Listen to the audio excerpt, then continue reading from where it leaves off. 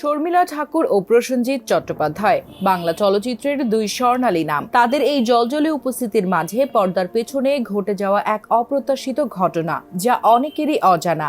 একবার নাকি মায়ের বয়সী শর্মিলা ঠাকুরকে থাপ্পড় মেরে বসেছিলেন প্রসেনজিৎ চ্যাটার্জি। সম্প্রতি একটি সিনেমার প্রচারণায় স্মৃতিচারণ করতে গিয়ে এসব কথা বলেন তিনি। এই প্রসঙ্গে অভিনেতা বলেন, আমার বয়স কত হবে, 4 কিংবা 5 বছর। রোমান্টিক একটি দৃশ্যের শুটিং এর সময় নায়িকা নায়ককে থাপ্পড় মারেন, মানে শর্মিলা আন্টি বাবাকে থাপ্পড় মারেন। এরপরই এই ঘটনাটা ঘটাই আমি। থাপ্পড় মারার ঘটনা ব্যাখ্যা করে তিনি বলেন, লাঞ্চ ব্রেকের সময় শর্মিলা ঠাকুর আমাকে ডেকে কোলে নিয়েছিলেন আর আমি ওনাকে থাপ্পড় মারি। এখনো যখন তার সঙ্গে আমার দেখা হয় তখন তিনি আমাকে থাপ্পড় মারার ঘটনাটি মনে করিয়ে দেন আর আমাকে বলেন, তুমি আমাকে থাপ্পড় মেরেছিলে কারণ আমি তোমার বাবাকে থাপ্পড় মেরেছিলাম। হিন্দির পাশাপাশি ভারতীয় বাংলা সিনেমায়ও অভিনয় করেছেন শর্মিলা ঠাকুর। প্রভাতের রং এবং ইয়ে রাত ফির না আয়েগি সিনেমায় বিশ্বজিৎ চ্যাটার্জির সঙ্গে কাজ করেছেন তিনি। ব্যক্তিগত জীবনে 1960 সালে রত্না চ্যাটার্জিকে বিয়ে করেন বিশ্বজিৎ চ্যাটার্জি। এই সংসারে জন্ম নেয় প্রসেনজিৎ ও অর্পিতা।